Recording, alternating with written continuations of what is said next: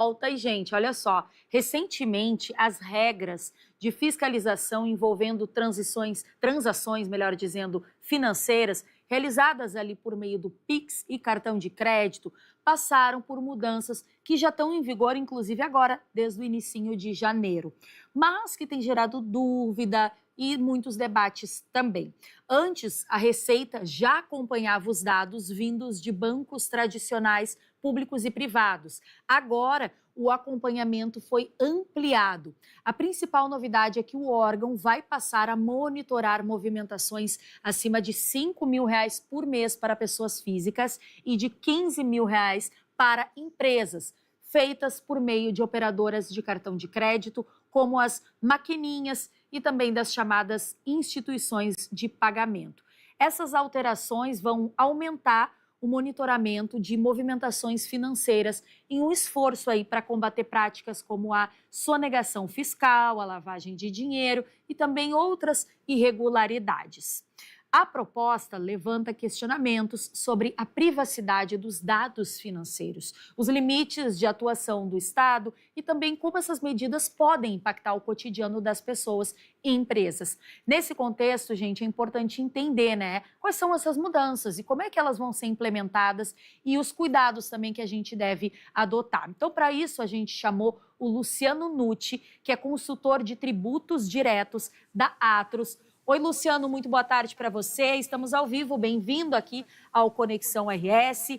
Me conta uma coisa, Luciano, quais são as mudanças, Quando a gente fala de economia, para muita gente é um assunto complicado, difícil de entender, mas vamos falar para o dia a dia aí do cidadão, quais são as mudanças, no que de fato a gente tem que ficar atento? Boa tarde, Bruna, boa tarde a todos. É um prazer aqui estar falando desse assunto tão polêmico, que tem criado aí muitas fake news, inclusive, nas redes sociais. Vocês estão me ouvindo? Tem criado muitas fake news nas redes sociais e o que a gente precisa quebrar desde já é que não é uma alteração para o contribuinte.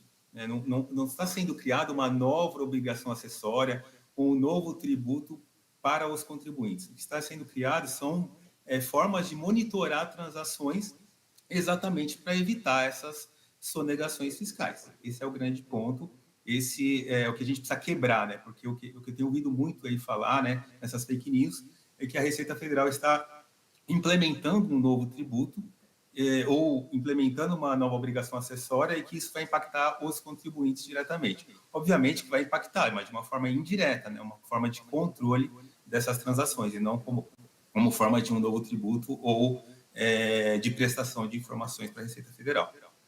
Perfeito. E a respeito ali do valor, 5.000 pessoa física e 15.000 empresa, o que foi talvez estabelecido, pensado para se colocar esse valor ali como métrica, Luciano? Olha, na verdade, são valores, eu julgo como razoáveis, Já existia essa métrica antes, até de valores menores até, foi até um ajuste que foi feito.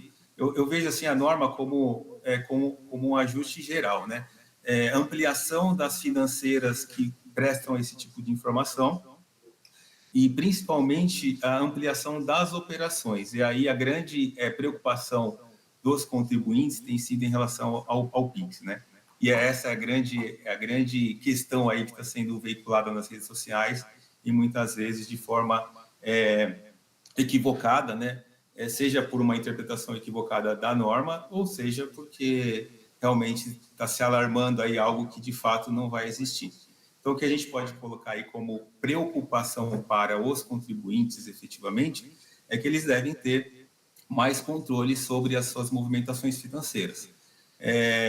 Por exemplo, eu posso ter... a informalidade, ela é muito comum ainda no Brasil. Então, você tem lá os profissionais que prestam serviços de forma indireta, recebem via Pix. Isso passava despercebido muitas vezes, Porque o Pix não era monitorado. Então, por isso que se criou esse alarde todo, de que o Pix está sendo o grande vilão aí da nova norma. Mas o fato é que o que a gente tem é um monitoramento mais adequado. Eu vejo essa mudança como positiva do ponto de vista de controle de sonegação fiscal e tudo mais, porque a empresa que trabalha direitinho, ela não vai ser afetada. O contribuinte que paga seus impostos direitinho, ele não vai ser afetado. O que vai ser afetado, obviamente, é ter um maior controle das suas operações, para que a Receita não entenda que exista uma renda que de fato não é renda, né? Vou dar um exemplo clássico, né? Vou emprestar o meu cartão de crédito aqui para um familiar, né? Para uma compra, depois eu recebo isso via Pix. Obviamente que isso vai ser reportado, né? Dependendo do valor, se superar esses 5 mil na pessoa física, isso vai ser reportado. Mas isso não significa que é efetivamente uma renda e que a Receita vai sair cobrando um tributo sobre esses valores que entraram na conta corrente e não foram, entre aspas, justificados. Não. Se o contribuinte tiver isso mapeado e puder justificar em eventual questionamento da Receita, está resolvido, né? Então, o que a gente pode extrair daqui é que existe um maior controle, sim, mas o que existe é muito mais um receio dos contribuintes que estão trabalhando na informalidade. E, obviamente, que se a gente for olhar para o lado de justiça, é uma norma adequada, porque os contribuintes que estão sonegando vão ter dificuldades daqui para frente para fazer essa sonegação. Diz uma coisa, Luciano, quais são os cuidados, né, que a pessoa física deve ter ao fazer transações frequentes ou de valor alto aí, via Pix ou mesmo no cartão? Quais os cuidados que você sugeriria? Se essas transações elas forem transações que não representam renda de fato, não é um recebimento por um serviço por fora, né, sem tributação ou coisa do tipo, basta que haja essa comprovação que, se a Receita Federal questionar, você tem como comprovar. Esse exemplo que eu dei do cartão de crédito, no final do ano a gente teve aí muitos bolões, né, da Mega Sena, aí teve aquele administrador lá que certamente recebeu do pessoal da empresa lá um valor considerável para fazer os jogos e tal. Esse seria uma clássica operação que, se superando 5 mil, junto com outras operações daquela pessoa física, seria passível de informação pela instituição financeira. Mas não significa que isso seria tributado só porque ele fez lá, emprestou a conta corrente dele, né, digamos assim, para angariar os recursos e fazer os jogos do bolão aí da Mega Sena.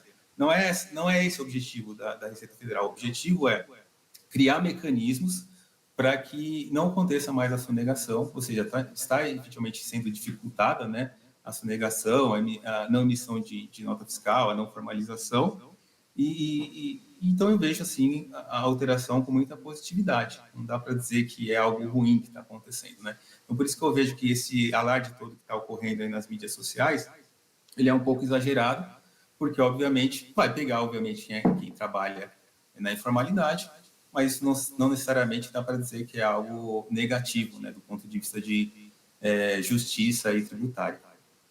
E diz outra coisa para a gente, Luciano, o que a pessoa física, eu quero que você responda dando essa orientação para a pessoa física, mas também para a empresa, né, deve fazer se for notificada aí pelo fisco porque essa transação ultrapassou esse limite, enfim, como é que ela deve agir nesse caso? Na prática, Bruno, o que deve acontecer? A Receita, ela vai cruzar essas informações, né? Depois dessas informações, ela vai fazer uma análise. Olha, não existe compatibilidade entre a renda oficial do contribuinte declarada e aquilo que efetivamente houve a movimentação financeira na conta. Então, o que a Receita vai fazer? Olha, me esclareça isso aqui. Me esclareça isso aqui. Então, para o contribuinte, qual que é a dica?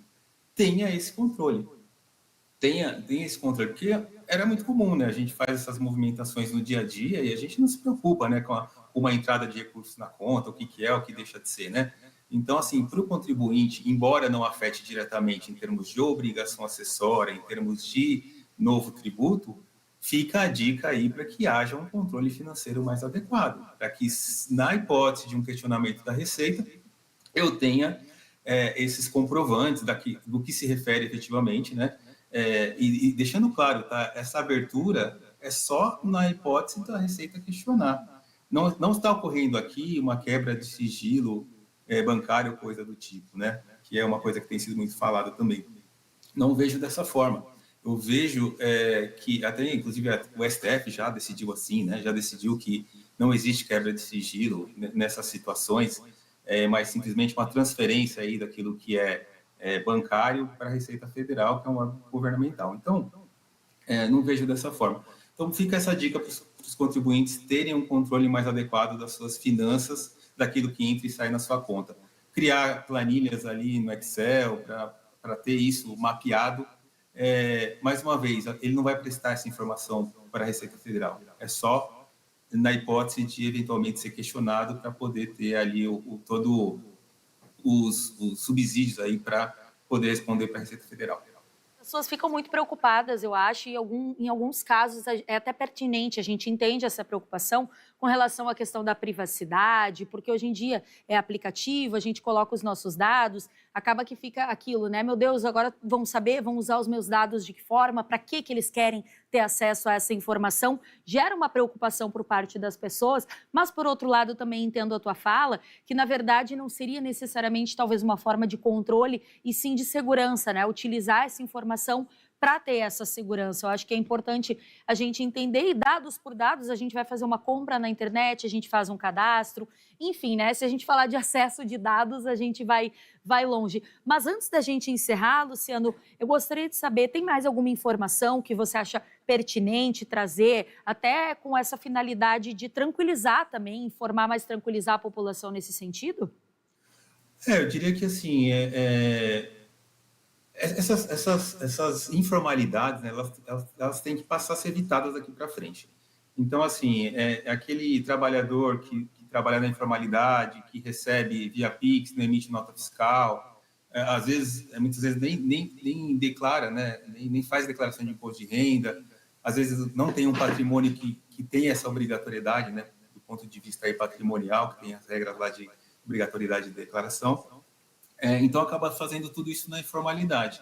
Isso, efetivamente, tem que acabar, né? Então, para esses contribuintes, ou para esses não contribuintes, vamos dizer assim, né, eles têm que passar a trabalhar na formalidade, porque isso certamente vai pegar. Isso vai, efetivamente, ficar claro para a Receita. Existe uma entrada de recursos, uma movimentação financeira que não tem uma origem, né? Então, de onde vem isso? Então, mas a Receita vai autuar, vai sair autuando? Não, não vai. Ela vai questionar. De onde vem isso? Daí o contribuinte, ou não contribuinte nesse caso, vai ter que justificar para avaliar se teria ou não que ser tributado aí como renda, né? Esse é o grande ponto. Então, fica essa dica aí, né? Fica esse cuidado aí para quem trabalha na informalidade. E aqueles que já trabalham na formalidade, vez ou outra pode ter uma operação, né, que fugiu ali do trivial, isso também vai ficar no radar, obviamente, né? Então, a dica aqui, inclusive para as empresas, é que não haja mais nada dentro das empresas que não seja devidamente formalizado, porque isso vai ser mapeado pela Receita e pode ser questionado. Obviamente que não é uma coisinha ou outra ali que fugir, que a Receita vai sair questionando, mas, assim, grandes inconsistências, certamente a Receita vai nas empresas para questionar isso. E como funciona isso geralmente? A Receita, ela não abre um processo administrativo de imediato, né, para que o contribuinte se defenda administrativamente, nada disso. Ele faz uma intimação simples para o contribuinte entrar lá no ECAC, responder, e se tiver tudo certo, morreu ali. Agora, obviamente, se a Receita não se convencer, aí sim a gente tem o passo 2 aí, que poderia resultar em uma autuação. Tá certo, a gente conversou com o Luciano Nucci, que é consultor de tributos diretos da Atos. Luciano, obrigada pela sua participação com a gente. Eu que agradeço, Bruno. Uma boa tarde a todos aí. Bom programa. Obrigada, igualmente. Gente, olha só que bacana, uma novidade na capital. Porto Alegre está prestes a modernizar o seu sistema de coleta de lixo. A partir de fevereiro, a cidade vai implementar um serviço automatizado que substitui os containers atuais por 2.950 novas unidades em 19 bairros. Dessas, 450 vão ser destinadas à coleta seletiva, com design que impede aí o acesso indevido aos resíduos. O consórcio